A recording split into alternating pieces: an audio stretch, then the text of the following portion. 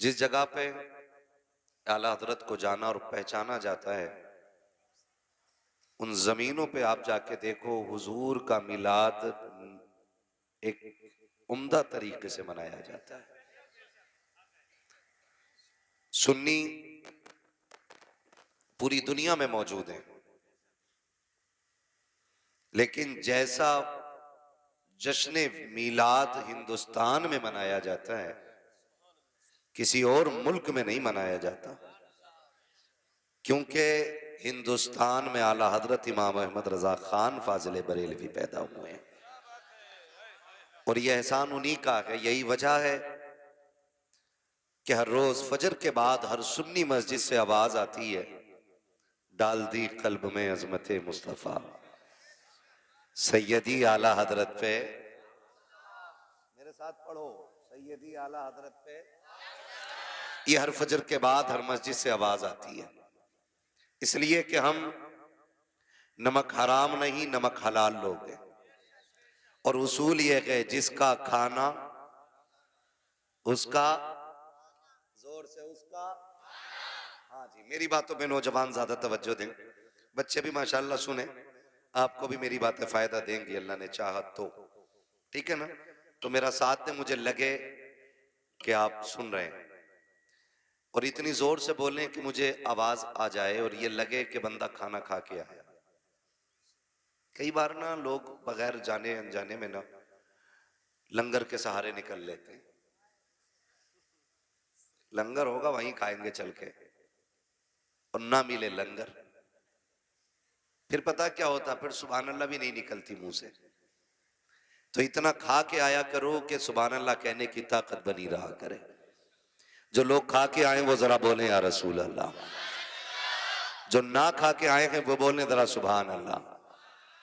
हाँ जी, नहीं खुदा सलामत रखे, खा के आए या ना खा के आए, लेकिन सुभान अल्लाह तो बोल ही दिया ना, है ना? अब सारे बोले जरा सुभान अल्लाह। आला हज़रत फरमाते हैं, वो जो न थे। क्या बात है, इस मोहल्ले को बता रहे थे, चुप, यही बोल रहा है। वो जो न थे, वो जो न हो, वो जो न हो, वो जो न हो, कुछ भी ना हो ना, वजन बिगड़ता, कुछ भी ना हो। वो जो न थे तो कुछ न था, वो जो न हो तो कुछ न हो। जान है वो जहान की, जान है तो, जान है तो, जोर से जान है तो जहान है। सरकार आए, कायनात मुस्कुराने लगी। थके तो नहीं है ना अभी आप लोग? अहमद भाई ने भी कहा कि जिस जवान को जहां जगह मिल गई वहीं से सुन रहा। मैं देख रहा हूं दीवार पार से भी लोग सुन रहे हैं। अभी थोड़ी देर पहले एक बंदा इधर दीवार से कूदा, तो मैंने कहा भाई ये ना कूदो। मैंने कहा था, मैंने कहा भाई ये बंदा कूदा है इधर से। दीवार कूदने वाले लोग अच्छे नहीं होते, और लोग नजर में रख लेते हैं कूदना कौन जानता है। ये चोरी कोई भी हो, कहते हैं फला के बेटे को बुलाओ, वो दीवार कूदा था। तो रास्ते ही से आया जाया करो, ठीक है ना? फिर मेरा साथ दें। थके नहीं है ना अभी आप? खाते हैं तेरे दर का, सारे ही हुजूर का लंगर खाते हैं। खाते हैं तेरे दर का, पानी है तेरा पानी, पानी है तेरा पानी। अगर यहां इसलिए बैठे हो कि मौज कितनी आनी है ये देखना है, तो घर निकल लो। और यहां इसलिए बैठे हो कि आज मौलवी की ताकत सामने से देखनी है, फिर भी घर चले जाओ। मेरे लिए आए हो, फिर भी घर चले जाओ। अगर हुजूर के लिए आए हो ना, तो फिर यहां बैठो और जागते हुए बैठो। अक्सर जलसे इसलिए खराब हो गए कि हु हल्लड़ और ड्रामे तमाशे जलसों में शुरू कर दिए। जलसों को बामकसद रखिए, और इस मिजाज से जलसों में आया करो कि बात कोई अच्छी लगेगी तो लिख के लाएंगे दिल पे। और नौजवानों, मौत का कुछ नहीं पता है कब आ जाए, और पता जिंदगी का भी नहीं है कि कब खत्म हो जाए। मैं अक्सर एक बात कहता हूं कि उजाले अपनी यादों के हमारे साथ रहने दो, उजाले अपनी यादों के हमारे साथ रहने दो, न जाने किस गली में जिंदगी की शाम हो जाए। मौत कभी भी आ सकती है, तो तैयारी मुकम्मल रखनी चाहिए।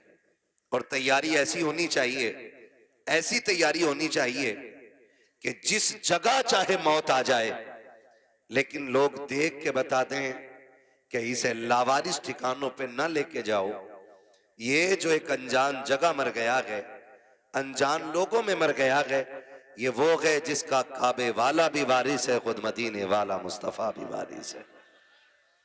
ऐसा बामकसद जलसों को बनाइए ताकि हमारे जलसों से हमारी जिंदगी संवरे, हमारे जलसों से हमारे मुआशरे में सुधार पैदा हो।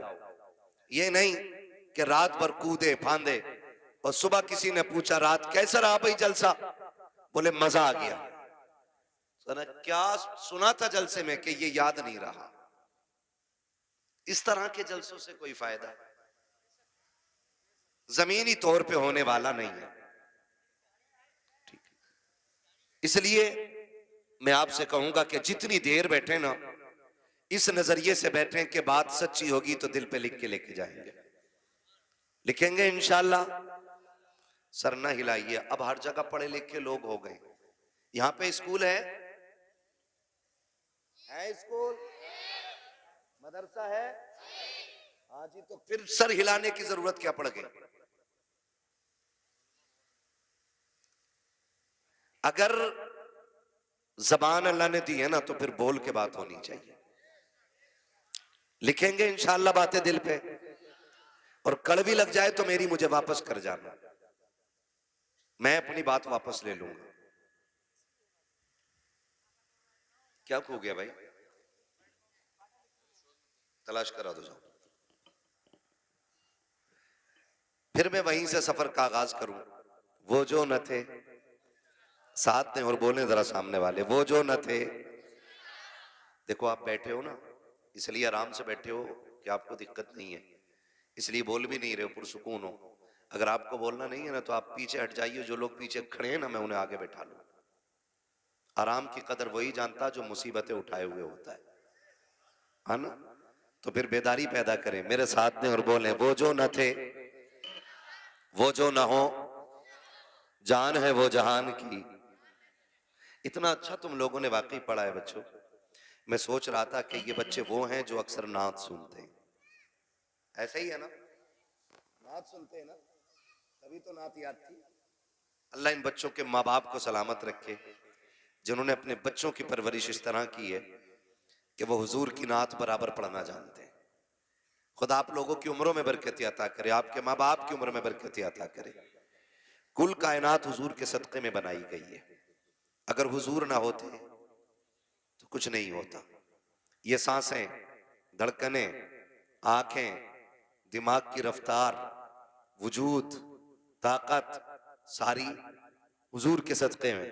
आला हज़रत फरमाते हैं, जमीन व जमा, मकीन व मका, चुनीन व चुना, बने दो जहां, दहन में जबा, बदन में है जां, हम आए यहां, उठे भी वहां, सबा वो चले कि बाग फले, वो फूल खिले कि दिन हो भले, लिवा के तले सना में खुले, रजा की जबां, रजा की जबां तुम्हारे लिए। हुजूर आए तो कायनात मुस्कुराने लगी, हुजूर आए तो जीने का उसूल मिला, हुजूर आए तो बेटियों को जीने का हक मिला।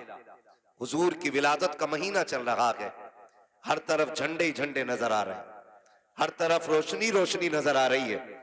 मैं तो कहता हूं कि जब हम लोग सफर करते हैं ना, और किसी गांव की मस्जिद के मीनार पे झंडा नजर आता है ना, तो ऐसा लगता है ये गांव हुजूर के आशिकों का गांव है। और जहां मस्जिदें होती हैं लेकिन झंडा नहीं होता ना, तो हम समझ जाते हैं कि ये इब्लीस के औलाद की गांव मस्जिद। समझ रहे ना, बातें होती हैं, लोग बातें करते हैं कि जी झंडे क्यों, दुपट्टे ही बना देते, कपड़ा जितना झंडे में लगाया इतना दुपट्टे में लगा देते। हम तो खुल के कहते हैं, तू गरीब बच्चियों की लिस्ट लेके आ, खुदा की कसम हम सुन्नी बरेली वाले लोग हैं, हम झंडे भी बराबर लगाएंगे, दुपट्टे भी बराबर बांट के दिखाएंगे। है ना, खाली मुस्कुरा रहे हो, बोल दो सुभान अल्लाह भाई। अच्छा हाँ, घुटने छोड़ दो, इस उम्र में घुटने पकड़ोगे, बुढ़ापे में कौन तुम्हें पकड़ेगा। अल्लाह सलामत रखे। 3 बजे तक पबजी खेल लिया और 11 बजे पैर सीधे नहीं पड़ रहे। हाँ 11 बजे तक पैर सीधे नहीं पड़ रहे। फिर कह रहा देखियो मौलाना, नबज बड़ी ठंडी चल रही है। शुक्र कर चल रही है। हाँ शुक्र करो चल रही है। हमारी कौम 3 बजे तक जाग रही है। कितने बजे तक? 3 बजे तक। उठती कितने बजे? 10 बजे, 11 बजे, 12 बजे। दुकानदार 10 बजे जाग रहा है। मैं कभी कभी सोचता हूं कि जिस कौम को फजर में उठना था वो 11 बजे उठ रही है, और जो 10 बजे उठते थे अब वो फजर में उठना शुरू हो गए। और हमारी कौम फिर पीर ढूंढती है ऐसा कि जो डोरियां बांटता भी हो, डोरियां बेचता भी हो। हाँ तावीज वाला ढूंढते हैं, कह रहे हैं बरकत नहीं हो रही, तो पीर साहब भी ठेका लिए बैठा बरकत का। ऐसे उठावे चादर और 3 कागज निकालता, ये ले, ये चपकाना ऊपर जहां तेरा सर के ऊपर कोई दीवार है, और ये वाला लगाना गले पे, हाँ, और ये वाला बांध ले बाजू में। ये कंडीशन हमारी कौम की है। अब एक गले में लगा पड़ा है, एक दीवार पे लगा पड़ा है, एक बाजू में लटका पड़ा है, तोड़ लगा रखी है इधर से उधर, इधर से उधर, फिर भी बरकत नहीं हो रखी है। कह रहा लग रहा है तावीज में असर नकीक है। नहीं मेरे लाल, बात तावीज की नकीक है। तावीज तो बहुत असर करता है, मगर एक शर्त है, देने वाला मुफ्ती आजम जैसा होना चाहिए। तावीज बड़ा असर करता है, लेकिन देने वाला ताजुल शरिया जैसा होना चाहिए। का फिर तावीज में बरकत क्यों नकीक है?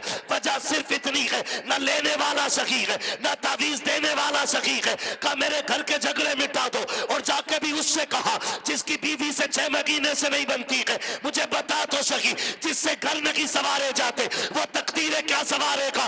अगर बरकतें चाहते हो सुबह उठो, मस्जिदों में चले जाओ, फजर पढ़ के सजदा करके रब को रो के दिखा दो, खुदा करम के दरवाजे खोल के तुम्हें दिखा दो। नारे तकबीर, नारे रिसालत, मसलके आला हजरत, बस्ती बस्ती करिया करिया, बस्ती बस्ती करिया करिया, नारे तकबीर।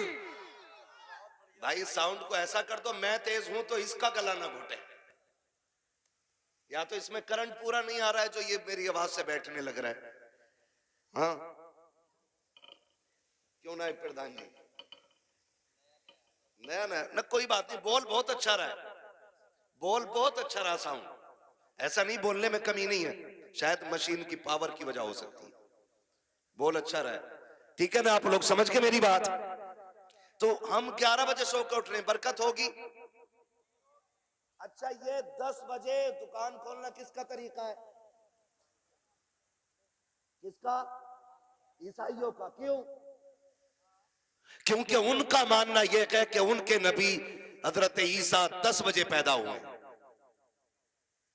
इसलिए वो 10 बजे दुकान खोलते। और हमारे नबी किस वक्त पैदा हुए? जोर से यार, अरे सारे सुन्नी बरेलवी बैठे हैं ना, है तो टेंशन क्यों ले रहे हो? मिलाद का तो पता होगा ना हुजूर कितने किस वक्त तशरीफ लाए, किस वक्त तशरीफ लाए? सुबह सादिक के वक्त। सुभान अल्लाह। हाँ बोल सकते हो आप भी, पता मेरे बेटे क्रिकेट टीम में कितने खिलाड़ी होते? कितने होते? हमारे नबी किस टाइम तशरीफ लाए? क्या बात है जी, ये कौम झंडे लहराएगी इस्लाम के। आज रबीउल अव्वल शरीफ की कितनी तारीख है? 17 हो गई ना, और पहली ही तारीख से सरकार की आमद के नारे लग रहे हैं। लग रहे हैं कि नहीं? आवाज आती है नात खानी मौत भी हमसे छुड़ा सकती नहीं, कब्र में भी मुस्तफा के गीत गाते जाएंगे, है ना भाई? तो किस टाइम हुजूर तशरीफ लाए? सुबह सादिक के वक्त। तुम सुन्नी को किस वक्त उठना चाहिए? और उठ कितने बजे रहा है? लानत नहीं बरसेगी तो रहमत किधर से आएगी? अल्लाह को नाराज करके, और फिर आगे बढ़ने की सोचते हैं हम लोग। सुन, फजर पढ़, सजदे कर कर रब को रो के दिखा। अल्लाह राजी हो गया ना तो किसी डोरी की जरूरत नहीं है, और रब नाराज है ना तो तावीज नहीं, पूरा पीर गले में लटका लेना। पीर भी फाके से मरेगा, मुरीद भी फाके से मरेगा। रोजी कौन देता है? रोजी कौन देता है? बोलो जोर से, रोजी कौन देता है? रज़ाक कौन है? क्यों भूल जाते हो यार? रज़ाक कौन है? जब अल्लाह रज़ाक है, उसे कितना राजी किया हमने। किसी बच्चे से पूछो क्या बजे उठा के? 11 बजे। क्यों? तेरे अब्बा ने नहीं उठाया? कि अब्बा 12 बजे उठे थे।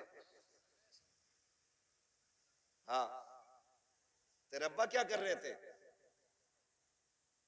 कि यह है कि मैं थोड़ा कम खेलता हूं पबजी, अब्बा थोड़ी देर ज्यादा खेलते हैं। ये कंडीशन हमारे घरों की है। हम अपने इन रवैयों को दुरुस्त करें। नौजवानों, सोया भी जल्दी करो, उठा भी जल्दी करो। और मैं तो ये कहना चाहता हूं कि जलसे भी ऐसे वक्त पे मुकम्मल कर लो कि एक नींद निकाल के फजर की नमाज मिल जाया करे, वरना कोई नतीजा नहीं है। 3 बजे तक वही नारे लगते रहे, नाचते रहे बैठ करके, और फजर में टांगे फैला के सोते रहे। इससे कोई नतीजा नहीं है। मजा तब है कि आप 1 बजे जलसा मुकम्मल कर लो और उठ के फजर पढ़ के हलाल रोजी तलाश करने निकल जाओ। खुदा की कसम, काबे वाला भी राजी हो जाएगा, मदीने वाला भी राजी हो जाएगा। पीर मैंने बहुत देखे, बहुत पीर देखे मैंने। एक पीर ताजुल शरिया जैसा भी देखा है। मैं आपको बताऊं, रिस्क हलाल बड़ी चीज है। रिस्क हलाल बड़ी चीज है। जब जायज तरीके से पैसा नहीं कमा पाते लोग ना, तो फिर हराम की तरफ जाने लगते हैं। किधर जाते हैं फिर? हराम की तरफ। आजकल तो ऑनलाइन भी जुआ खेला जाता है। सट्टा लगता है क्या ऑनलाइन? वो कोई माई ड्रीम 11, ड्रीम 11, ये एक किस्म का, ये भी एक जुआ है। नौजवान सुबह से शाम तक लगे रहते हैं। कोई किसी पे इशारा मत करो भाई, कहीं ना कहीं कमियां सब में। किसी को खास न करो। मैं तो अपने सारे भाइयों को बस आगाह कर रहा हूं अपनी राय से, ताकि समझ में बातें आ जाएं। बस थोड़ी सी करने लगा हूं। अगर हलाल तरीके से हम नहीं कमा पाते ना, तो फिर शॉर्टकट के लिए हराम रास्ता लेते हैं। और जब रिस्क हराम होता है ना, तो फिर नस्लें बर्बाद हो जाया करती हैं। जब हराम रिस्क होता है तो नस्लें बर्बाद हो जाती हैं। कैसे? खेती कितने लोग करते हैं? जरा हाथ उठा के बताते हैं मुझे। खेती, किसानी। अच्छा, 2 ही किसान बैठे हैं, बाकी सब जमीन से अलग है। खेती खेती खेती, जमीन किस किस के पास है? एनआरसी होने वाला है, कागज तैयार रखना। जमीन सबके पास है ना? तो फिर हाथ उठा के बताएं कितने लोग खेती करते हैं? हाँ जी, करते हैं ना इतने लोग। अब ये मेरा साथ देंगे। फसल खड़ी हो और गलत दवा डाल दो तो फसल बचेगी? बोलो। अगर गलत दवा से फसल खराब हो जाती है ना, तो याद रखो गलत रोजी से नस्ल खराब हो जाती है। जिस तरह गलत दवा से फसल खराब होती है, उसी तरह गलत रिस्क से, गलत खाने से नस्ल खराब हो जाती है। नस्ल कैसे खराब होती है? नंबर 1, बेटियां फर्माबरदार नहीं रहती। नंबर 2, औलाद में न बेटे माँ बाप की इज्जत करते हैं और न बेटियां। फिर बेटा जूती लेके खड़ा होता बाप के मुंह पे, फिर बाप कहता जी संभालो मेरे बेटे को। मौलाना 6 साल का हो गया है, 8 साल का हो गया है, ये देखो गालियां देता है हमें। मैं कहता हूं मेरे दोस्त, ये जिम्मेदारी मौलवी की नहीं कि तेरे बेटे को संवारेगा। बाप की जिम्मेदारी होती है कि औलाद को संवारे। और औलाद कैसे संवारी जाती है? बुजुर्गों की सीरत पढ़ा करें तो पता चलता है। खुदा की कसम खा के कहता हूं, जब रोटियां बनाने वाली माँ दुरूद पढ़ के रोटी बनाती है ना, तो फिर बेटा अख्तर रजा ताजुल शरिया बना करता है। रोटियों का भी बड़ा असर होता है, लेकिन दुरूद तो बड़ी बात है। आज बहन के सर पे दुपट्टा ही नहीं, आटा गूंद रही है, दुपट्टा ही नहीं है, चूल्हे पे खाना बन रहा है। और जिस खाने को बगैर दुपट्टे के बनाया जाता है ना, फिर उस खाने से बरकतें उड़ जाया करती हैं। कहीं ना कहीं हम सब में कमी है। कोशिश ये करें हम कि अपने रवैये बदलें। पहली बात तो यह है, जल्दी सोएंगे और जोर से जल्दी सोएंगे और जल्दी उठेंगे। गांव के जिम्मेदारों पर यह लाजिम है कि गांव की कोई दुकान आपकी 9 बजे के बाद खुलती है तो बंद कराइए उसे। कोई बुरा ना माने कि मेरी दुकान बंद करा रहा है। अगर कोई भी चाय की दुकान ज्यादा खुल रही है, बंद कराइए। ये जमीनी तौर पे काम करना जरूरी है अब, वरना हमारी नस्ल को मिटने से कोई नहीं बचा सकता है, बर्बादी से कोई नहीं बचा सकता है। आप अपनी दुकानों को, देर तक खुलने वाली दुकानों को बंद करो, और वो दुकानें जो देर से खुलती हैं उन्हें जल्दी खुलवाइए।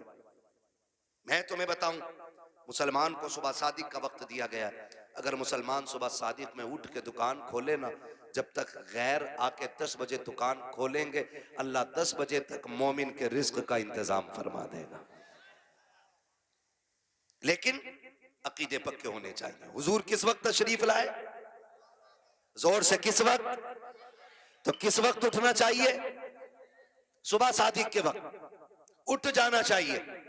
फिर फजर पढ़नी है, फिर हुजूर पे दुरूद पढ़ना है, फिर जाके दुकान खोलो। देखो रब रोजी देता है कि नहीं। अल्लाह इतनी रोजी देगा कि नस्लों से सवारी नहीं जाएगी। हुजूर किस तारीख में तशरीफ लाए? हुजूर आए तो बेटियों को शऊर मिला।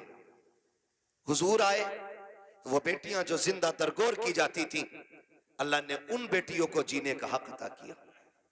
मैं गुजारिश करना चाहता हूं एक एक बेटी से, और मेरा तो चैलेंज रहता है, जिन्हें झंडों से चिढ़ है ना, मैं कहता हूं सुने, झंडा क्यों नहीं लगाते? का शिर्क है, बिदअत है।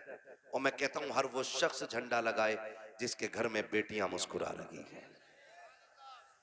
हर वो शख्स झंडा लगाए जिसके घर में बेटियां मुस्कुरा रही हैं।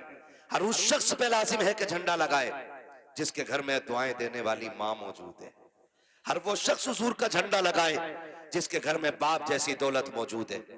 हाँ, मैं तो वहाबियों से भी कहना चाहता हूं, अगर हुजूर ना होते ना तो तुम्हारे घर में बेटियां नहीं होती। अगर हुजूर ना होते ना तो दुआएं देने वाली मां नहीं होती। अगर हुजूर ना होते तो झोली फैलाने वाला बाप नहीं होता। ये इतनी बड़ी बड़ी दौलतें मिली है तो 12वीं वाले मुस्तफा के सदके में मिली है। हुजूर आए हैं तो बेटियां मिली हैं।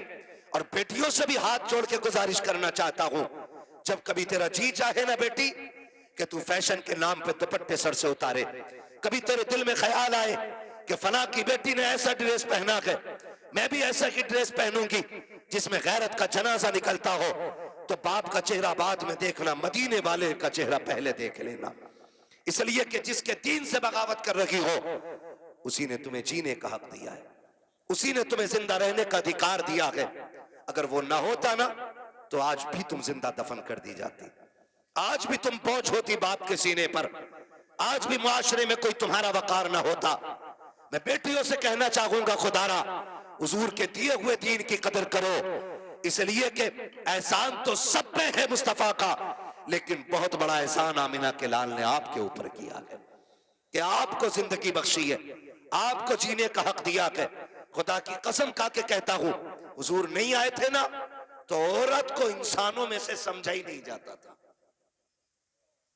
एक औरत को इंसान माना ही नहीं जाता था, जबकि वो मर्द को जन्म देती थी, मर्द को पालती थी, मर्द को पैदा करती थी, लेकिन उसको इंसान लोगों ने तस्लीम ही नहीं किया।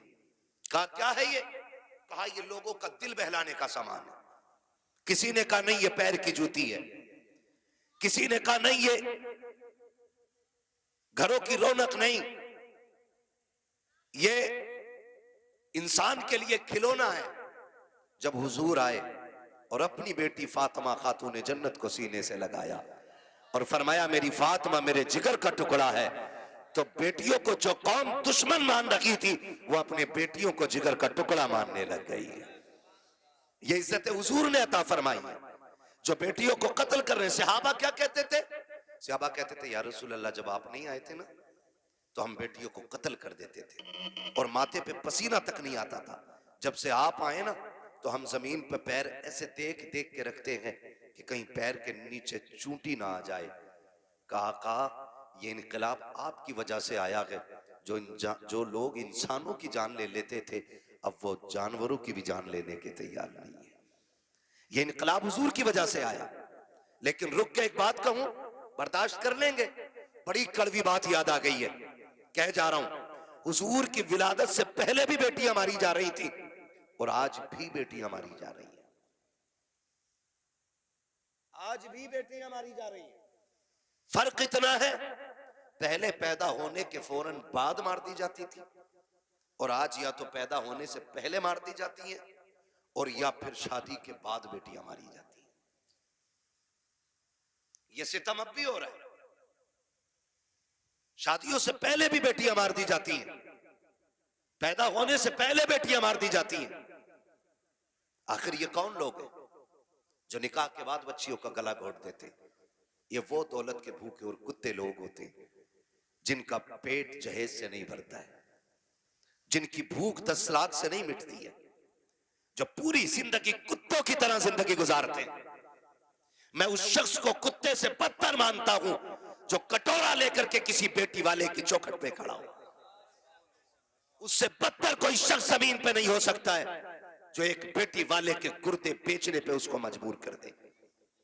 और हम सरकार का दामन नहीं छोड़ेंगे। हम जन्नती हैं, मर के देख, वो लाठी पड़ेगी कोई बचाने वाला नसीब नहीं होगा। इस धोखे में मत रहना कि तेरी वजह से किसी गरीब की आंख में आंसू आए थे और तो यूं ही जन्नत में गुलाब के फूल लगा के भेज दिया जाएगा। ऐसे ही तुझे खुशबू में बसा करके जन्नत में दाखिल कर दिया जाएगा। हाथ जोड़ के गुजारिश करता हूं, पाप उतने करना जिनका हिसाब आसानी से दे सको। याद रखिएगा, अल्लाह अगर हिसाब लेने पे आया, रत्ती रत्ती का हिसाब लेगा और कोई बचाने वाला नहीं होगा। कोशिश ये कीजिएगा किसी की आंख का आंसू तेरी वजह से ना आए, कोई गरीब तेरी वजह से ना रोए, वरना खुदा की कसम कितनी भी अजाने तेरी कब्र पे हो जाए, जितने चाहे 40वें करा लेना, जितने चाहे तीजे पढ़वा लेना, अगर तूने किसी का दिल दुखाया है, अल्लाह उस वक्त तक तुझे जन्नत नहीं देगा जब तक गरीब के एक आंसू का बदला तुझसे नहीं ले लिया जाए। ओ किधर खड़े का हराम का जहेज लेके मौलवी से फाता पढ़वा के हलाल का हो जाएगा। सुन, आज तू किसी की बेटी को लेकर आया, कल तेरे आंगन में भी बेटी आनी है, कल तेरे आंगन में भी बेटी होगी। अपनी बेटी रानी और दूसरे की बेटी नौकरानी, ये कंडीशन है हमारी। दिल मर गए। 4 बेटे तो हिसाब लगा रहा, 10 लाख कलुआ में मिलेंगे, 10 बूरा में मिलेंगे, 10 गुड्डू में मिलेंगे, 10 पप्पू में मिलेंगे, हराम में 40 लाख लेगा। भाई किसी का नाम हो बुरा ना मानना, मैं सिर्फ एक मिसाल के तौर पे कह रहा हूं। मुझे क्या मालूम आपके क्या नाम, मैं सिर्फ बताना चाह रहा हूं। हिसाब लगा रहा बैठ के 10-10 जोड़ रहा। अब तो और तरक्की कर गए लोग, 15 पे कहानी आ गई है। और रिश्ता कराने वाले लोग सिर्फ 500 रुपए के लिए मर रहा। बिचौलिया रिश्ते कराना अच्छी बात है और वो रिश्ते कराने वाला अच्छा आदमी है जो सच्चा हो। ये जो झूठ बोल के कह रहा ना, सुनो तुम्हें पता कुछ? कहा क्या? कहा वो जो है उनका लड़का 70,000 रुपए महीना कमा रहा। और कहता किसके सामने? जिसकी बच्ची जवान हो गई हो ना। तो वो पूछता, उसके कान खड़े होते, भाई हर बाप चाहता बेटी सुख में रहे। कौन बाप ऐसा, मैं या आप, कोई ऐसा बाप नहीं है जो अपनी बेटी को दुख में देखना गवारा करे। हर बाप को बेटी प्यारी होती है, हर बाप को बेटी प्यारी है। तो उसके बाद जाके कह रहा फलां का बेटा 70,000 कमा रहा। तो उसने भी कोनी मार के कह दिया, जरा कराओ यार रिश्ता फिर। पक्का पता 70 कमा रहा? हाँ मैंने कल ही देखा, उसने अपने अब्बा खाते में डाले। लंबा झूठ। कह रहा मगर यार करा तो दूं रिश्ता, अच्छा बात करूंगा। इसके भाव बढ़ते हैं। कह रहा अच्छा बात करूंगा। 2 दिन बाद आके कह रहा रिश्ता तो हो जाएगा, लेकिन बता मैं यार लौंडे की कमाई बढ़ी है ना, तो इसलिए वो उनकी सोच रहे हैं कि रिश्ता बराबरी का मिल जाए। अब बेटी वाला समझ जाता बराबरी का मतलब यह है कि ये हराम का खाना चाह रहा। कह रहा क्या मतलब? का क्या दे दोगे तुम? क्यों? वो लड़की वाला कहता 70 कमा रहा तो 15 दे देंगे। कह रहा लो 15 तो उसको फला गांव से मिल लेते, उन्होंने 15 पे काम आनी है, और बढ़ाओ कुछ। 20 लाख पे रिश्ता तय, 20 लाख पे रिश्ता तय। जब रिश्ता हो गया, शादी हो गई ना, तो झगड़ा हो रहा कि समझाओ ये कुछ करता ही नहीं, यार ये तो 70 कमा रिया था, अब क्यों नहीं करता है? कब वो तो इसलिए झूठ बोला था ताकि रिश्ता बराबरी का मिल जाए। फिर अब जब वो बात खुल के आती है तो फिर तलाकें होती हैं। तेरे बेटे का तो कुछ नहीं जाएगा, लेकिन जिस बेटी को एक बार तलाक हो जाती है ना, उस बेटी की जिंदगी पे बहुत बड़ा दाग लग जाता है, बहुत बड़ा दाग। और बेटियों की इज्जत इतनी नाजुक होती है, तलाक तो अलग साहिब, छोड़ना तो अलग की बात है। अगर लड़की को देखने वाले आकर के एक बार जाकर के ये कहते लड़की पसंद नहीं आई है, तब लोग उस लड़की में कीड़े पैदा करना शुरू कर देते हैं। कोई कहता है कि चलन अच्छा नहीं होगा, कोई कहता है कि बच्ची का घरवार अच्छा नहीं होगा, कोई कहता है कैरेक्टर अच्छा नहीं होगा, कोई कहता नहीं नहीं नाक नक्शे की कमी रह गई होगी, कोई कहता देने के लायक नहीं है। इतनी बातें लड़की में पैदा की जाती है। और तुम्हें खुदा का वास्ता है, मिलाद वाले मुस्तफा का वास्ता हाथ जोड़ के कहता हूं, जब बेटियों की रिश्ते की बारी आया करे तो शद्दाद हमान न बना करो, नमरूद फिरौन न बना करो, दुनिया में हाकिम न बना करो। अगर बेटी की चाहिए आपको तो किसी पे जबरन बेटी ना लो, दौलत के साथ बेटी ना लो, बल्कि झोली फैलाओ, भिखारी बन जाओ और के खुदा के वास्ते बेटी दे करके हमारी नस्लों को इज्जतें दे दे। खुदा की कसम, जब बेटियां ऐसे आती हैं तो फिर नस्लों में खालिद बिन वलीद जैसे लाल पैदा होते हैं। लेकिन ऐसे मांगे कौन? बारात भी तो लेके जाएगा। कितनी बारात चल रही है भाई? हाँ, जब निकाह इमाम पढ़ा देना तो कहते इमाम साहब कितने पैसे हो गए? इमाम साहब ने कह दिया 5,000।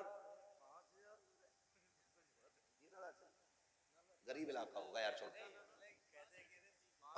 तो अगर इमाम ने कह दिया ना 7,786, तो कह रहा कौन सी शरीयत में? फिर कह रहा कौन सी शरीयत में? अब तुझे शरीयत याद आई, तेरा बाप जो हराम के खाने खिलाने के ये 300-400 लोग लेके आया, ये तेरे बाप की लाल किताब में लिखे? बेटियां मुर्तद हो रही हैं, जहर खा रही हैं तुम्हारे इन पापों की बुनियाद पर।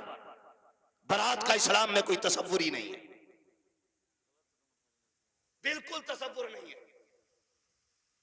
हक ही नहीं है कि बेटी वाला खाना खिलाए बारात को। लेकिन पहले सैंपल भेज रहा मुंहों के, कह रहा बोटी बिना हड्डी की होनी चाहिए, रसगुल्ले ज्यादा बड़े ना हो। क्यों? बगले लेके आएगा। इसने कौम का बेड़ा गर्क करके रख दिया है।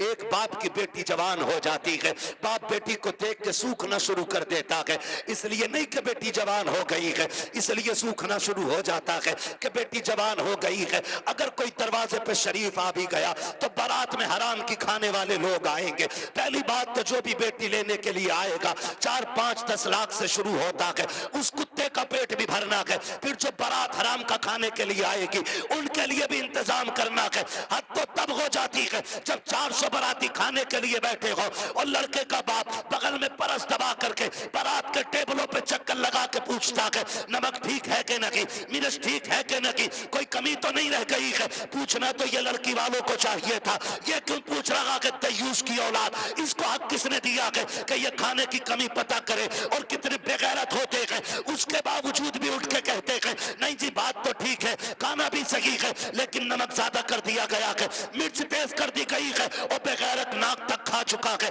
तो खाने में ऐब निकाल क्यों रखा है? पहली बात तो ये है लड़के वालों को हक नहीं है कि वो बारात के खाने के बारे में पूछे और फिर ये कहे खाना कैसा है। सुन बेगैरत सुन, जब तुझे लगे कि तेरी बारात हराम के लुक में तोड़ लगी है तो कोने में झांक के देखना, उसी पिंडाल के किसी कोने में लड़की का बाप सहमा हुआ होगा, गर्दन झुकी होगी, बगल में हाथ होंगे, आंखों में नमी होगी, कभी बारात देखता होगा, कभी आसमान को देखता होगा, कहेगा मालिक आज लाज बचा लेना। अगर एक बाराती फाके से चला गया मेरी बेटी को पूरी जिंदगी ताना दिया जाएगा। गरीब बाप खड़े होकर के अपने रब को आवाज़ दे दे के कहता है मेरे परवरदिगार खाने में बरकत देना, अल्लाह खाना कम न पड़ जाए। और जब खाने से निकलता बंदा अगर वो पूछता कि बताओ खाना कैसा था, और एक बेटी के बाप से बड़ी बेगैरती से कह दिया जाता है कि खाना ठीक था, लेकिन कलेजा टूट जाता है। मैं पूछना चाहता हूँ, अगर नमक ज्यादा भी था, मिर्च तेज हो गई थी, अगर तुम इतना कहते थे अल्लाह का शुक्र बहुत अच्छा खाना है, तो तेरा क्या चला जाता? कम से कम गरीब का मान रह जाता, उसका दिल रह जाता। तूने खाने का इनकार किया, उसका दिल भी तोड़ा, रब को भी नाराज किया। खुदा के वास्ते किसी का दिल ना तोड़ा करो, अगर हो सके तो दिल छोड़ दिया करो। अगर ऐसा करोगे काबे वाला भी राजी हो जाएगा, मदीने वाला भी राजी हो जाएगा।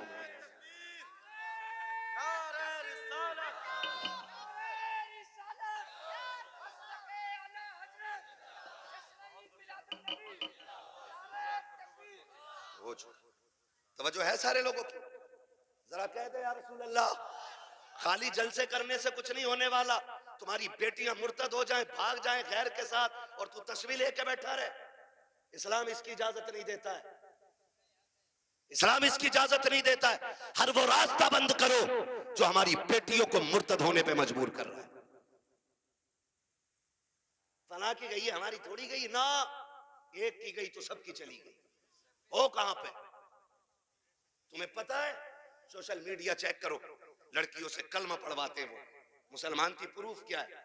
सूरह इखलास पढ़ रही है बच्ची, तो बताना मकसद ये नहीं होता है कि अब्दुल रशीद की बेटी है देखो कलमा पढ़ रही है। वो ये बताना चाहते हैं मोहम्मद अरबी की बेटी दीन का कलमा पढ़ने वाली हमारे धर्म में आई है। हिसाब देना पड़ेगा कयामत में इसका, कि तेरे दरवाजे पे दौलत रख के घुन गई और गरीब की बेटी मजहब छोड़ के चली गई। तूने दीन के लिए क्या किया था? ऐसे लोगों की दौलत को अल्लाह सांप बना के गले में डालेगा, और तब कोई पीर बचाने नहीं आएगा। लिखो मेरी बात, तेरे किए का तुझी को भरना है। रस्में बना लिए, अब्बा दफन हो रहा, बेटा कब्र पे खड़े हो रहा, मेरे अब्बा की गलती हो तो माफ कर देना। क्यों? तू कौन होता माफी मांगने वाला? गलती बाप ने की थी, माफी बाप को मांगनी चाहिए। अल्लाह कहता मुंह बंद कर, किताब बंद हो गई उसकी, उसकी गलतियों का हिसाब उसे देना, अब तुझे नहीं। आने दे, इस दिन का मेरा ऐलान था, कब्र में लिटा के इतना तोड़ूंगा कोई बचाने वाला नहीं मिलेगा। आज आ गया है वो दिन। मेरे बाप की गलती माफ कर देना। थप्पड़ तेरे बाप ने मारा था, गरीब के तूने नहीं मारा था। कमजोर को जलील तेरे बाप ने किया था, तूने नहीं किया था। माफी तेरे बाप को मांगनी चाहिए थी। रस्में बना लिए, खाली रस्में। यही मर्दों के हाल है, और औरतें भी कम थोड़ी है। मर जा तो उसके कपड़े नोच लेती है। हाय जी माफ कर जाओ, हाय जी माफ कर जाओ। अब कुछ नहीं होने वाला। जीते जी एक दूसरे से माफियां मांग लो, जीते जी एक दूसरे से अपनी गलतियों का निपटारा कर लो, वरना कोई बचाने वाला नसीब नहीं होगा। कोई बचाने वाला नहीं मिलेगा। इसलिए कि हुकूकुल इबाद का मामला बड़ा सख्त है, बड़ा सख्त है। अपनी सी कोशिश तो करो यार। आका फरमाते तू अपनी सी कोशिश कर, फिर जहां नहीं बनेगी वहां बात बनाने के लिए मैं आ जाऊंगा। आलाज़त फरमाते वुसअतें दी हैं खुदा ने दामन महबूब को, जुर्म खुलते जाएंगे आका। आका मैं फ्री में जन्नत नहीं बांट सकता, माफ कीजिएगा। अगर फ्री की जन्नत के लिए बैठे हो तो मेरी जन्नत नहीं, जन्नत हसनैन के नाना की है। जन्नत उसे मिलेगी जिसे हुजूर चाहेंगे, लेकिन हम अपने आप को बदलें। कितने लोग जन्नत में जाना चाहते हैं? नौजवान बताएं। नौजवानों के मैंने हाथ उठवाएं। जिनके निकाह हो गए वो हाथ नीचे कर लें, जिनके नहीं हुए वो हाथ ऊपर रखें। जिनके नहीं हुए ठीक है ना, अब हाथ नीचे कर लो। आप इतने लोग यहां बैठे, बताओ जन्नत में जाना चाहते हैं कि नहीं हम लोग? एक आसान तरीका बताऊं। आसान तरीका यह है, बिना डिमांड किए किसी गरीब की बेटी को अपने घर की इज्जत बना लो। तुम्हें मरने में देर लगेगी, रब को कब्र को जन्नत बनाने में देर नहीं लगेगी। हाँ, कितने लोग वादा कर रहे हैं इंशाअल्लाह जहेज की डिमांड नहीं करेंगे। क्या बात है, सलामत ने हुजूर आपके हाथ देखें। अल्लाह करे इस महफिल की, उन्होंने नीचे कर लिया हाथ। नहीं नहीं, वो लगने गई होगी, अब्बा ने कही होगी मुंह तोड़ दूंगा तो बुलेट ना मिली तो। अब्बा भी बड़ा बेगैरत होता, हाथ नीचे करो, अब्बा याद आ गया। 1 मिनट नहीं बैठागा अब्बा को बुलेट पे। और अब्बा लिस्ट में सबसे ऊपर बुलेट लेके घूम रहा। हाँ, 1 मिनट नहीं बैठागा बुलेट पे अब्बा को, और अब्बा के हाथ में इतनी लंबी लिस्ट है। पिलाई पूछ रहा बेड में क्या इंची वाली है, 1 दिन नहीं बैठेगा बुढ़ा बेड पे। और गरीब का जीना हराम करने में सबसे आगे है। नहीं नहीं, अब्बा ही कर रहा है। तो कितने लोग जन्नत में जाना चाहते हैं नौजवान, जरा बताएं। मैं आसान तरीका बता रहा हूं। सारे जाना चाहते हैं ना? हाथ नीचे कर लो, खुदा सलामत रखे। पूर्व ससुर के देने से नहीं पड़ती है, किसके देने से पड़ती है? बहुत कमजोर लोग हो यार। हमारा रब कौन है सब पता है ना? तो फिर बोलो, किसके देने से पूर्व पड़ती है? तो ससुर से मांगना चाहिए कि अल्लाह से? बोलो किससे? तो इसे कुत्ता ना कहूं जो ससुर के आगे यूं कह रहे हैं 10 लाख चाहिए, कोई दिक्कत ना ना। कुत्ता वो खाता जो फेंका जाता है, और ये कुत्ते से बदतर है जो छीन के ला रहा है। कितने ऐसे लोग हैं ना, कितने होशियार होते हैं, इतने होशियार होते हैं। रिश्ता करा दो साहब, कोई डिमांड करना ना, कुछ ना, खाली लड़की दिलवा दी। खाली लड़की मिल गई, फिर बिचौली आके कहता सुनो कि हाँ, कि लोग बड़े अच्छे शरीफ हैं, कुछ भी ना मांग रहे, लड़की कह रहे लेकिन यार तुम कुछ गैरत करियो। बिचौलिया भी बड़ा बड़ा बना हुआ पड़ा। अगर इसकी कुटाई का नंबर आ गया ना तो कोई बचाने वाला नहीं मिलेगा। कोई बिचौलिया, सबको नहीं कह रहा हूं, जो अच्छे वो तो अच्छे ही है। एक दूसरे का मुंह ना देखा करो, मुझे दोनों ही चोर लगते हैं। फिर तो कह रहा तुम्हें पता लोग तो बहुत अच्छे हैं, लेकिन थोड़ा सा ख्याल करियो। क्या ना, गाड़ी कौन सी निकाल ले? तो गरीब बंदा कह रहा है कि हाँ, एस्प्लेंडर निकालने के ना। वो लड़का कह रहा था यार वो बुलेट हो जाती ना तो अच्छी थी। ऐसे भीख मांग रहा, कैसे फेर डाल के भीख मांग रहा। जो दरवाजे पे आके कहता भीख मांगता, वो भी कहता खुदा तेरी नस्लों को आबाद रखे, तेरी औलाद सलामत रहे, तेरी नस्लें बरकत होती रहे। हैं, भीख मांगने वाला भी ये कह रहा, और ये डायरेक्ट कह रहा ना बुलेट हो जाती तो अच्छी थी। लड़के का मन जो है ना थोड़ा बुलेट को हो रहा, और तुम पे ना हो पैसे तो हमसे ले लो। तो लड़की वाला गैरत करके कहता ना यार हम ही डाल देंगे। इसका काम सीधा, बुलेट करवा दी एक बार में। जब शादी के 4 दिन रह गए तो कह रहा खाने में क्या दे रहे हो? सुना खाली कोरमा कर रहे हो, क्यों कबाब खागा? गैरत कहीं का। कह रहा कोरमा कर रहे हो खाली, क्यों? उसकी कलेजी भुनवा ले लड़की के बाप की। बेटे पैर थोड़ा जलसा है। कह रहा खाली कोरमा कर रहे हो? कि हाँ। कहना वो ये कह रहे थे ना बिरयानी भी हो जाती और थोड़ा हलीम और बढ़ा दियो। अब तो ये चल ही रहा, फेफड़े निकाल दिए बेटी वालों के, ऐसी कंडीशन कर देते। अभी कुछ दिन पहले की बात थी, एक न्यूज शाये की गई, एक बाप ने बेटी की शादी से 4 दिन पहले फांसी लगा ली। क्यों फांसी लगाई?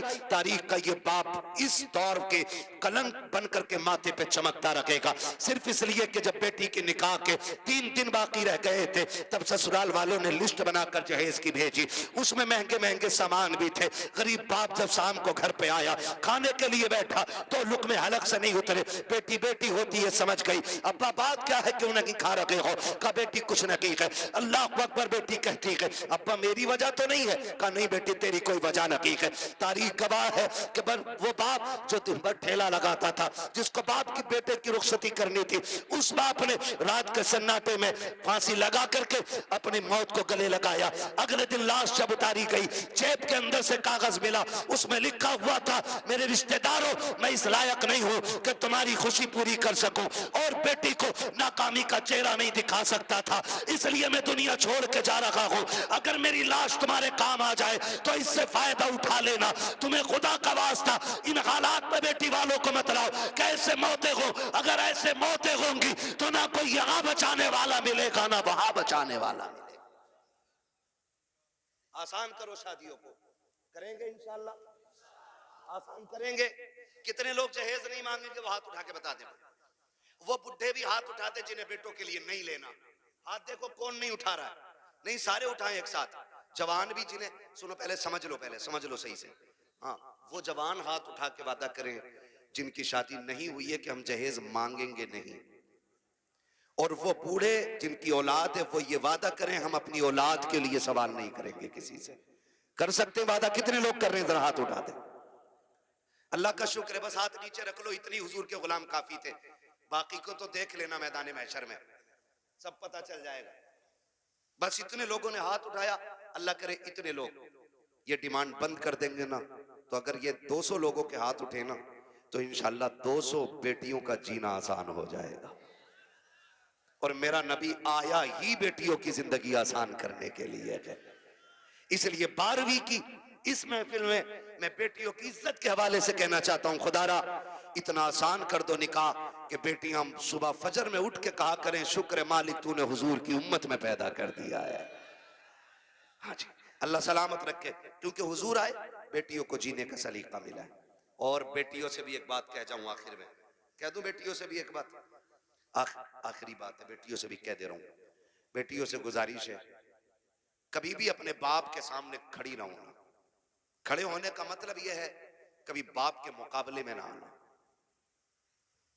कभी ऐसा नहीं होना चाहिए कि बाप के जायज फैसले पे तुम इनकार करो। कभी ये मत कहना, आज जो रस्में चल गई है ना, जो कुछ नकाब पहन के सोशल मीडिया पे बच्ची आई, या आप देखें प्रेस कॉन्फ्रेंस में आके कहती हैं कि हमारी आजादी हमारा हक है, हम नकाब क्यों पहनेंगे, हमें जरूरत नहीं है। ऐसी बच्चियों को देख करके कई बच्चियों की सोचें बिगड़ती जा रही हैं। मैं बेटियों से गुजारिश करना चाहूंगा, कभी बेटियां बाप के मुकाबले में आके खड़ी ना हो, और कभी ये ना कहें कि मेरा जिस्म मेरी मर्जी है, मेरा वजूद मेरी मर्जी है। मेरी बेटी अगर रुखसती की बात निकाह की आए ना, तो कभी बाप से जहेज की फरमाइश ना करना। कभी ये मत कहना अपने बाप से कि अब्बा जैसा फलां की बेटी को जहेज मिला वैसी मैं लेके जाऊंगी, इसलिए कि हो सकता है तेरे बाप का कब्जा ना हो। इसलिए कि हर बाप अपनी बेटी को अपनी हैसियत से बढ़ के ही देना चाहता है। ये क्लियर, हर बाप अपनी बेटी को सुन रहे हैं, हैसियत से बढ़ के ही देना चाहता। इसलिए बेटियों से गुजारिश है, अगर रुखसती की बारी आए और बाप पूछ भी लेना बेटी बता क्या क्या चाहिए, तो उसके कदमों में बैठना और उसके आगे दुपट्टे की झोली बनाना, कहना अब्बा अगर देना है ना तो चंद मोहब्बत की दुआएं बेटी की झोली में डाल दे, इसलिए कि तेरी दी हुई महंगी वॉशिंग मशीन 4 साल में खत्म हो जाएगी, तेरा दिया हुआ फ्रिज 3 साल में गल जाएगा, तेरी दी हुई बाइक साल 2 साल 10 साल में टूट जाएगी। प्यार भरी दुआएं दे दे आखिरी सांस तक काम आती रहेंगी। और कभी बाप के मुकाबले में बेटियों खड़ा ना होना, कभी इनको जलील ना करना। मुझे तो हैरत होती है वो बेटियां जो बाप की मर्जी के बगैर किसी के साथ भाग जाती हैं, उनकी हिम्मत कैसे हो जाती है कि वह बाप के चेहरे पे कलंक लगा जाती हैं। उन्हें भरोसा कैसे हो सकता है 2 घंटे नाली पे बैठ के बात करने वाले नौजवान पर कि जो अपने बाप की इज्जत की फिक्र नहीं कर सकता, वो तेरी इज्जत की रखवाली क्या करेगा। और मैं नौजवानों से कहूंगा, ऐसी बेटियों से कभी निकाह न करना जो शादी से पहले तुमसे फोन पे बात करती हो, इसलिए कि जो अपने बाप की इज्जत की रखवाली नहीं कर सकती, वो अपने शोहर की इज्जत की रखवाली कभी नहीं कर सकती है।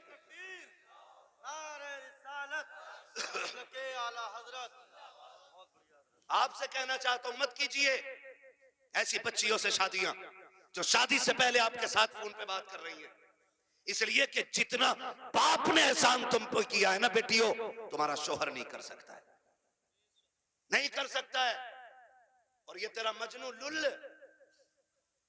ये 3 घंटे मच्छरों से कटवाने वाला नाली पे बैठ के वो कह रहा तुझे चांद तारे दिखाऊंगा, जो खुद मच्छरों से नहीं बच रहा ये चांद तारे दिखागा।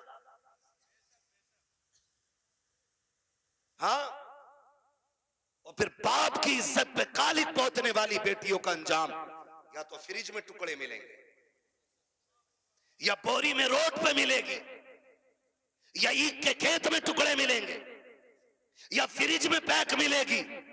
इसलिए कि लव मैरिज के अंदर कितने दिल तोड़े जाते हैं, कितनों की इज्जतें उड़ाई जाती हैं, कितने दिलों से खिलवाड़ होता है, ये कोई नहीं जानता है। इसलिए इस तरह की शादियों पे लानतें बरसा करती है। अरेंज मैरिज कर, माँ बाप की मर्जी से कर, खुदा की कसम जिसमें सबकी रजा होती है उसी में खुदा की रजा होती है।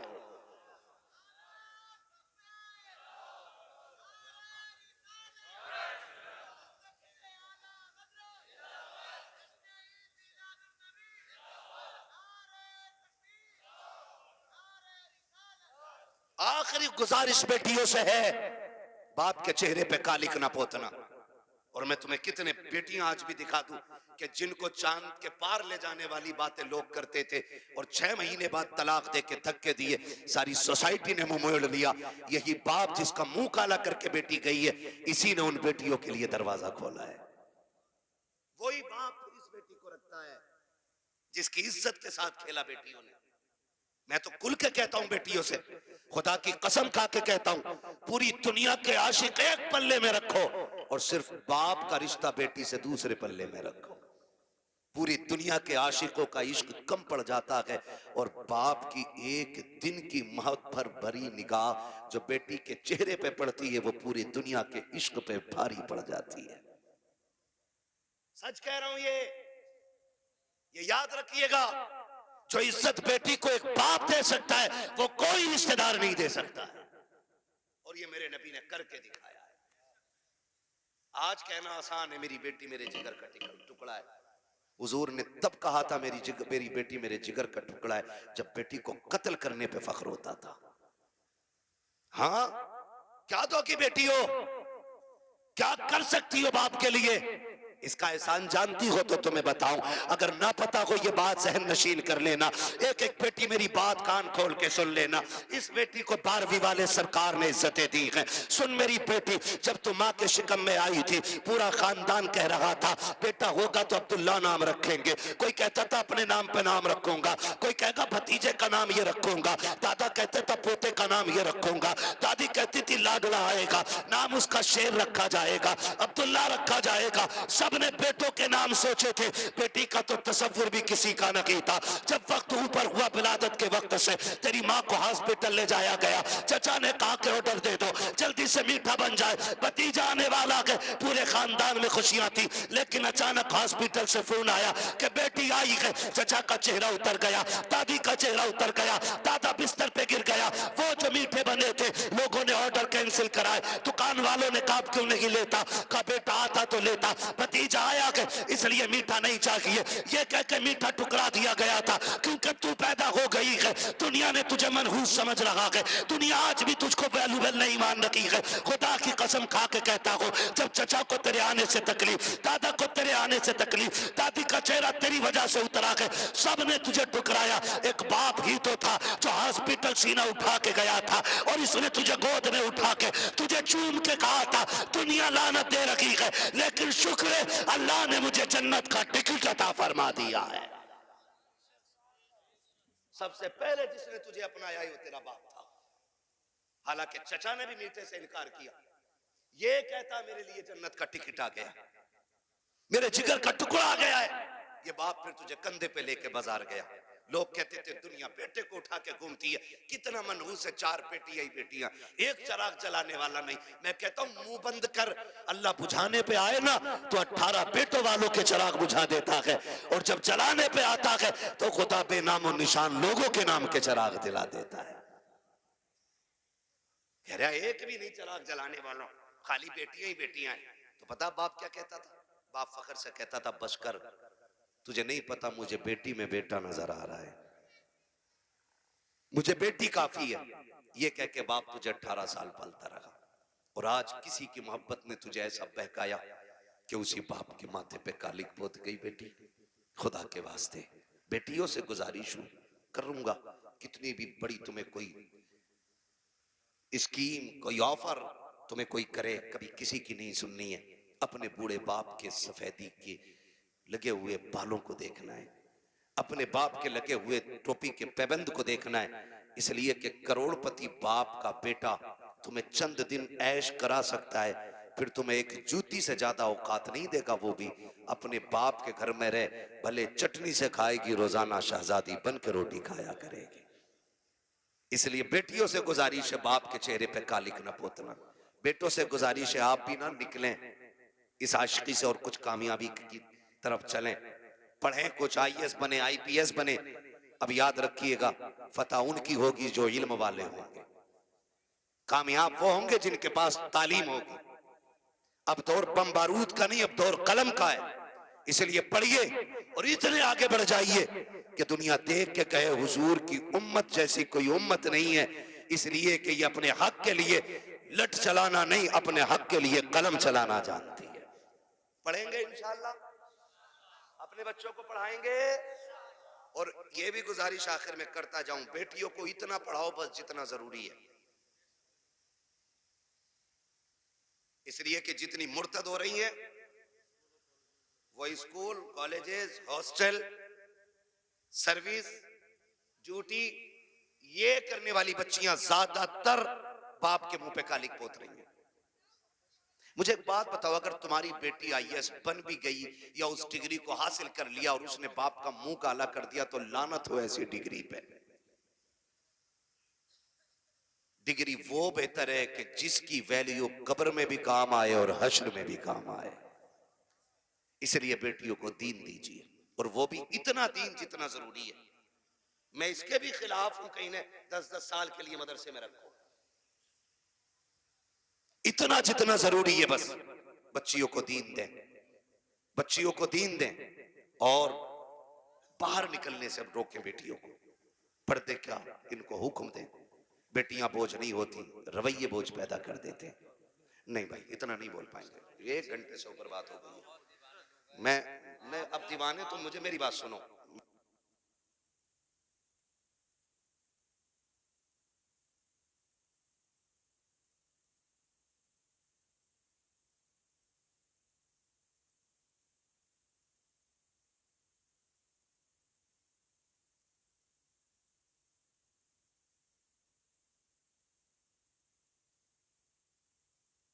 ना बात लंबी हो जाएगी, ठीक है ना।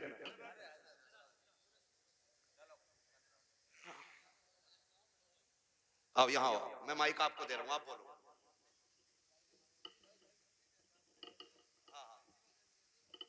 अच्छा,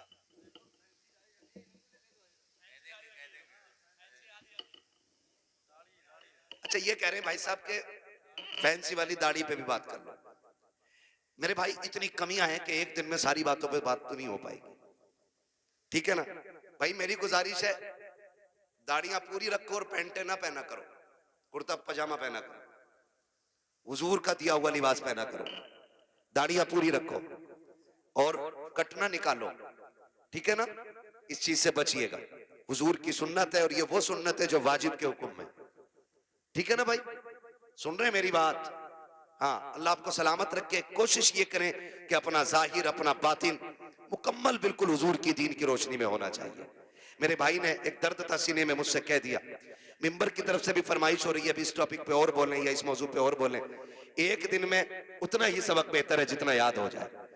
करेंगे इंशाअल्लाह इन बातों पे अमल। गुस्से में तो नहीं देख रहे, देखोगे भी तो क्या बिगड़ता है। कोशिश ये कीजिएगा कि रवैये बेहतर करें, बेटियों को भी दीन दें, बेटों को भी दीन दें, और ऐसी तरबियत बच्चों को दें कि उन्हें माँ बाप की इज्जत की फिक्र होनी चाहिए। इतनी सारी बातें मैंने आपसे कही, मैं चाहता तो सिर्फ वाकयात में वक्त गुजार के अपनी बात खत्म कर लेता, लेकिन मैं चाहता था कुछ जरूरी बातें जो ज्यादा जरूरी हैं आपसे कह जाऊं।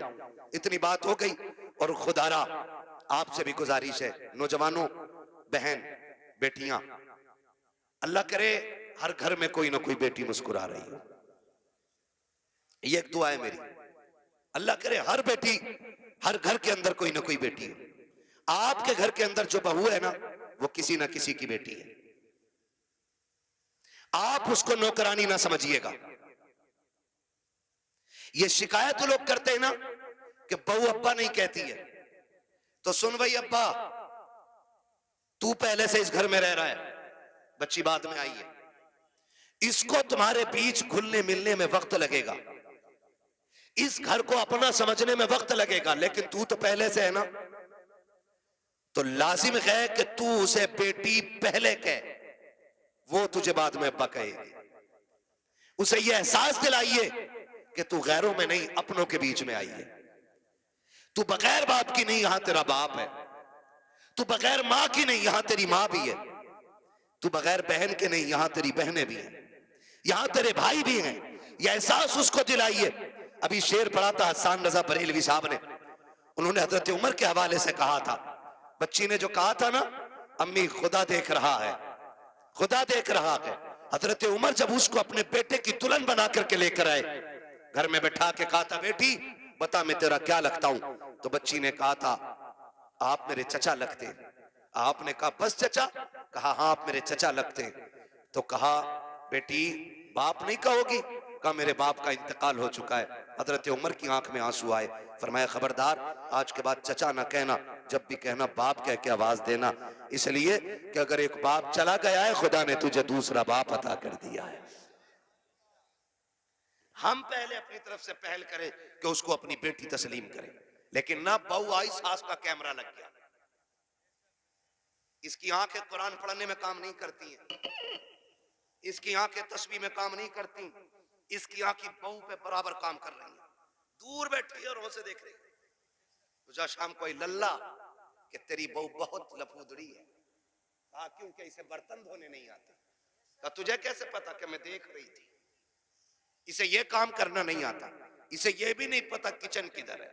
और नई नई आई है, सब सीख जाएगी। खुदारा रवैये बेहतर करो। आपकी बेटी से नुकसान हो जाता है, कहते हैं पगली कब सीखेगी।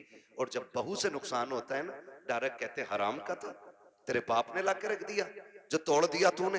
जब ये ताने बच्चियों को दिए जाते हैं ना, तो खुदा की कसम बच्चियां फिर रोया करती हैं। शाम को शोहर के बिस्तर पर बैठ के कहती हैं, मेरे सरताज अपने माँ बाप से कह दो जूतियां मारे चप्पल मारे, हमें कोई शिकायत नहीं है, लेकिन कभी बाप का ताना ना दे, बाप की गुर्बत की गाली ना दे। जब कोई हमारे बाप की गुर्बत की गाली देता है तब वो चोट यहाँ नहीं यहाँ लगा करती है। बेटियां रो के कहती इन्हें क्या मालूम है, जिस दिन से मैं पैदा हुई मेरे बाप ने घी खाना छोड़ दिया था। इनको क्या पता है जब मैं पैदा हुई थी मेरे बाप ने शौक पूरे करना छोड़ दिए थे। मेरी माँ कहती थी घी क्यों नहीं खाते हो, कमजोर हो जाओगे। तब मेरा बाप कहता था कि इतना कर लूं ताकि बेटी को इज्जत से रुखसत कर दो। ए मेरी बीवी, मेरा बाप कहता था मेरी बीवी तू घी की बात करती है, जिस दिन बेटी को इज्जत से रुखसत कर दूंगा उस दिन दुनिया का सबसे बड़ा पहलवान कहलाने लग जाऊंगा। खुदारा आपसे गुजारिश है, अपनी बेटियों को जो प्यार देते हो वही प्यार बहू को दो। सासों से भी गुजारिश है, अगर आपकी बेटी खता कर दे आप नजरअंदाज कर देते हो, बहू से नुकसान हो जाए तो उसे नजरअंदाज क्यों नहीं कर सकते? तुम दूसरी की बेटी को सताते हो और फिर अपनी बेटियों के लिए तावीज कराते हो। तो लिख लो इस बात को, अगर तुम चाहते हो कि तुम्हारी बेटियां सुख में रहें, आराम से रहें, उसूल बनाओ, अगर तुम दूसरे की बेटियों को सुख दोगे अल्लाह तुम्हारी बेटियों को इज्जत अता फरमा देगा। ये उसूल याद रखिएगा। और अगर तुम दूसरे की बेटी को जूती में रखोगे तो जन्नत से तेरी भी नहीं उतरी है। अगर तू एक बेटी किसी के जूते मारेगा बेटी के तो एक जूता तेरी बेटी को खाना पड़ेगा। ये दुनिया का है, जैसी करनी जोर से जैसी करनी वैसी भरनी है। ठीक है ना? करेंगे इंशाल्लाह ऐसे ही, मुआशरे को बेहतर कर लीजिए। इतना खूबसूरत कर लो कि हमारी बेटियां मुर्तद ना हो, गुर्बत की वजह से जान न दे, बेटियां बाप के सर पे बोझ महसूस न करें। बेटियां बोझ नहीं होती हैं, बेटियां बोझ होती तो खुदा महबूब के आंगन में कभी 4 फूल न खिलाता, खुदा महबूब को 4-4 बेटियां नहीं देता। हुजूर के आंगन में 4-4 बेटियां हैं, इसलिए कि बेटी जहमत नहीं होती, बेटी खुदा की रहमत होती है। क्या होती है? खुदा की, जोर से खुदा की और जोर से खुदा की रहमत होती है। ठीक है ना? फरमाइश हो रही है हुजूर का शजरा पढ़ दो, है ना? ऑपरेटर साहब इसे थोड़ा इको दे सकते तो दे दे, तकरीर तो हो गई। मुझे हुजूर का शजरा पढ़ना है, उसमें ना सांस लंबी लंबी लेनी पड़ती है। जब मेरा हाथ का इशारा हो तो बोल देना। इतनी जोर से सुभान अल्लाह कहो कि पुलिस न ले जाए पकड़ के तुम्हें। अल्लाह के बंदो, जितनी तुमने तारीफ की थी अपने गांव की ना, उतने अच्छे लोग निकले माशाल्लाह। डरते हो कि पुलिस से? नहीं डरते ना? तो इतनी जोर से सुभान अल्लाह कहो कि बात मदीने तक चली जाए। अब जरा बच्चे बोले सुभान अल्लाह। ये पार्टी शुरू से ही मजबूत है। अल्लाह इन बच्चों के माँ बाप को सलामत रखे, इनके घर बार में अल्लाह बरकतें दे। इतने अच्छे बच्चे, ठीक है ना? आप भी साथ दे सकते हैं। जब मेरा हाथ का इशारा होना तो समझ जाना। क्या समझेंगे? क्यों? इसलिए कि मौलवी की सांस अटक रही है, समझ जाना। तुम सुभान अल्लाह कहोगे, उसी बीच में मैं सांस ले लूंगा, तुम्हें नेकियां मिल जाएंगी और मुझे सांस मिल जाएगी। डंडी ना मारना, नमाज जनाजा नहीं है, तकबीर पूरी करके रुकूंगा, साथ दोगे तो शजरा पूरा करूंगा, वरना वो भी छोड़ के हट जाऊंगा। साथ देंगे ना इंशाल्लाह? बोलो जरा सुभान अल्लाह। हाँ मेरे भाई, बहुत देर से मैं देख रहा हूँ बेचारे इधर उधर बैठे हुए हैं, और जो खड़े हैं उनका तो कहने ही क्या है। खुदा सलामत रखे सबको। बोल सकते हैं सुभान अल्लाह? ए बेटे लल्ला बाबू, किसका? कलवा का फोन बंद कर ले बेटे, अब रात दिन फोनों में ही देखा, आप सामने से देख लो, है ना? बोले जरा सुभान अल्लाह। साथ ना छोड़िएगा, देखिएगा मैं हाथ का इशारा करूं तो बोल ही दीजिए, मेहरबानी होगी। मेंबर वालों आप खाली दुआ दे दो। वहां साजिद साहब ये तंजीम चलाता है ना, इनका ग्रुप चल रहा है खिदमत खल्क 50 रुपए में, 1 साल से चला रहे हैं। और इन्होंने बताया कि ये गरीब बच्चियों की शादी में भी मदद करते हैं, और ये भी बताया कि इन्होंने ये बीमारों को जो कमजोर होते हैं उन्हें दवाएं दिलाते हैं। हाँ, ये ऐसा काम करते हैं तो फिर जिम्मेदारी बनती है सारे लोग शाना बशाना ऐसे लोगों के खड़े हों कि जो मुश्किल में दूसरों के काम आया करते हैं। माशाअल्लाह, अल्लाह उन जवानों को बरकतें अता करे जो 70-80 लोग इस जमात से जुड़े हुए हैं। अल्लाह उनकी नस्लों में बरकतें अता फरमाए। और याद रखिएगा, खुदा की राह में देने से कभी कम नहीं होता, बढ़ जाया करता है। ठीक है ना? तो जुड़िएगा, आप ये काम भी कीजिए और मेरे साथ जरा दुआ मुझे भी आप दें, ठीक है ना? मेंबर वाले दुआ दें और नीचे वाले आमीन कह दें, फिर सारे बोलते सुभान अल्लाह, और जोर से सुभान अल्लाह। नहीं, इन बच्चों के बगैर काम नहीं चलने वाला। बच्चों तुम बोलो जरा सुभान अल्लाह। हाँ जी, यही काम चला रहे हैं। ये अलग बात है, बेचारों को ना समेट के ना फिलिस्तीन की तरह कोने में कर दिया, जबकि जलसा शुरू कराने ये आते हैं, आखिर तक ये रहते हैं। प्रधान निकल, चलो चलो मैं बैठूंगा। औकात क्या है तेरी, तू बच्चों को हटा रहा है। जितना रिश्ता तेरा है ना हुजूर से, उतना ही रिश्ता इन बच्चों का है हुजूर से। और कभी बच्चों को हटाया ना करो, इसलिए कि जलसा शुरू भी यही कराते हैं और अक्सर आखिर भी यही कराया करते हैं, है ना? बोले जरा सुभान अल्लाह और जोर से। ऑपरेटर साहब आवाज दे सकते हो तो दे दो, वरना मेरी तो खत्म हो चुकी है आवाज। कमेटी वाले सारे यहाँ हैं? कितने कमेटी वाले? 1 2 3 4 5 6 7, अल्लाह सलामत रखे, 7, और बाकी मेरे इधर बाएं दाएं बाएं खड़े। ठीक, अब सारे शामिल हो जाएं। बोलो भाई सुभान अल्लाह और जोर से। आदम के बेटे शीश, शीश के बेटे अनस, अनस के बेटे कैनान। क्या कहूं आपसे, बहुत अच्छे लोग मिल गए आज। बोलो जरा, जितना बोल सकता जो बोल ले सुभान अल्लाह। आदम के बेटे शीश, शीश के बेटे अनस, अनस के बेटे कैनान, कैनान के बेटे मेलाइल, मेलाइल के बेटे व्यारत, व्यारत के बेटे इदरीस, इदरीस के बेटे मुतवशिक, मुतवशिक के बेटे लबकने के नाम, लबकने के नाम के बेटे नूह, नूह के बेटे साम, साम के बेटे जुलाद, जुलाद के बेटे साले, साले के बेटे आबिर, आबिर के बेटे दाता, दाता के बेटे रावा, रावा के बेटे सारू, सारू के बेटे नाखुर, नाखुर के बेटे तारिक, तारिक के बेटे इब्राहिम खलीलुल्लाह, इब्राहिम खलीलुल्लाह के बेटे इस्माइल ज़बीहुल्लाह, इस्माइल ज़बीहुल्लाह के बेटे केदार, केदार के बेटे वाम, वाम के बेटे हमल, हमल के बेटे साबित, साबित के बेटे सलमान, सलमान के बेटे रईसा, रईसा के बेटे इलियासा, इलियासा के बेटे औद, औद के बेटे हव्वा, हव्वा के बेटे अदनान, अदनान के बेटे मोइद, मोइद के बेटे नदार, नदार के बेटे मदर, मदर के बेटे इलियास, इलियास के बेटे मुदरिका, मुदरिका के बेटे खदीमा, खदीमा के बेटे किनाना, किनाना के बेटे नदन, नदर के बेटे मालिक, मालिक के बेटे फार, फार के बेटे गालिब, गालिब के बेटे लुई, लुई के बेटे काब, काब के बेटे मुर्रा, मुर्रा के बेटे किलाब, किलाब के बेटे कुसै, कुसै के बेटे अब्द मनाफ, अब्द मनाफ के बेटे हाशिम के, हाशिम के बेटे अब्दुल मुत्तलिब के, अब्दुल मुत्तलिब के बेटे अब्दुल्लाह के, अब्दुल्लाह के बेटे मोहम्मद रसूलुल्लाह। कोई बीच से खड़े होकर नारा लगा दे ताकि पता चले यहाँ गैरत वाले लोग रहते हैं।